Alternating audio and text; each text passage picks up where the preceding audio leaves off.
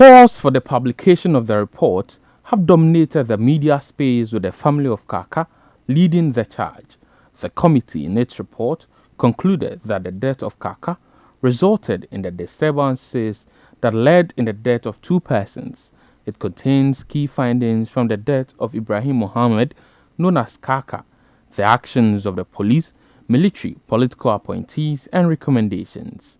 On the death of Ibrahim Mohammed, the committee made its conclusion based on the testimonies of 3 persons, namely Sahada Hudu, the wife of late Kaka, Abi Wakas Umar, a cousin of Kaka, and Sadia Fuseni, a co-tenant of the Kaka family. The committee, after analyzing the evidence, concluded that the testimony of Sadia Fuseni that said Kaka was assaulted by his brother Baba Idi was more probable. The family has, since the confessions made by their co-tenant, refuted the claims and insists that their relative is being treated unfairly. He is currently standing trial for the death of his brother. The family has maintained that Kaka was killed by persons who were against his activism over the state of development in Ejura, and this point was corroborated by his wife and cousin in their testimonies before the committee. The committee stated that it treated the testimony of Abi Wakas Umar with caution, as he had been economical with the truth. The committee in point 6 indicated that a study of the video and audio evidences presented to it by Abi Wakas Umar revealed that the 5 videos tendered by him have no bearing on the alleged threats on the life of Kaka, as stated by Abi Wakas. In one of the videos, Kaka was seen directing traffic. In 2 of the videos, Kaka was showing and complaining about the poor sanitation in Ejura, especially around the public toilets. The 4th video contains some traditional elders pouring libation in respect of the forcible reopening of the Ejura market, which had been closed during the COVID lockdown. The 5th video was of Kaka complaining about the lack of development in Ejura.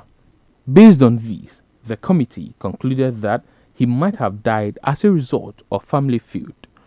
In point 10 of the committee's finding, it indicated that they are convinced that the evidence as testified to by Sadia Fuseni is more reasonably probable than the unsubstantiated evidence of Abi Wakas and Sahada Hudu, which are more speculative. We accordingly find that the death of Kaka was not directly linked to social media activism. It is more probably a family feud. Though the police hierarchy claimed before the committee that they had responded rapidly, the committee concluded that was not the case. In point 20 of its findings, the committee noted that the testimony of the DCOP that the police at Ejura visited the scene of the crime where he was assaulted on June 26, 2021 could not have been true. This is because Exhibit D, that is the docket on the murder of Kaka, discloses that the diary of action begins with the date 30th June 2021, with information therein relating to events at the cemetery on 29 June 2021. The committee also described as unnecessary the deployment of a police riot vehicle to the cemetery. For the committee, the cemetery grounds were peaceful prior to the arrival of the police.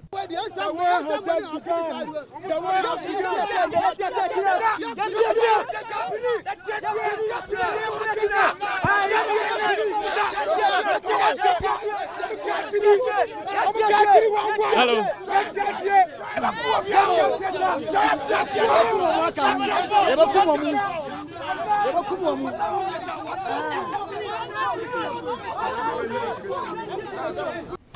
The committee also cited the police hierarchy for not backing its claims that the family of Kaka required police protection during the burial. It indicates that if it was in fact true that the Kaka family requested for security during the burial of Kaka, as alleged by the district police commander, that should have been an adequate signal to the district commander to have immediately requested for the necessary logistics and men to deal with any unwarranted situation. Rather sadly, the district commander decided to deploy the riot vehicle to the cemetery. We find this conduct of the district commander to be incompetent, and he was ill-prepared for the occasion. The committee in its report also indicated that the police underestimated the anger of the youth and did not properly handle the situation. But amidst all these was the incompetence of the district police commander of Ejura, according to the committee. In point 18 of its findings, the committee notes that the police administration in both the district and divisional levels underestimated the resolve of the youth, thereby creating an atmosphere of fear and panic. A critical examination of the evidence tendered by the security officers who appeared before the committee clearly demonstrates that there was no proper coordination in the handling of the situation. The district police commander was singled out for not notifying his superiors on the situation in his jurisdiction. The committee, in its report, further found that the security reinforcement to the community was inadequate.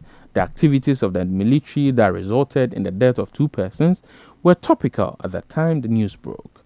In media reports that went viral, the officers were seen firing directly into the crowd, with some taking a knee as though to take a shot. Many criticized the military for this action, but military officials who made appearances before the committee testified that they gave a verbal warning before firing, but the committee noted that the personnel fired shots immediately they touched down at the scene.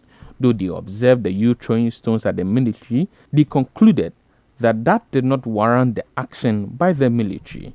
In point 26 of its findings, the committee notes that although the firing of live ammunition achieved the intended purpose of dispersing the rioters, it left in its trail unnecessary deaths, pain, and suffering on the people of Ejura.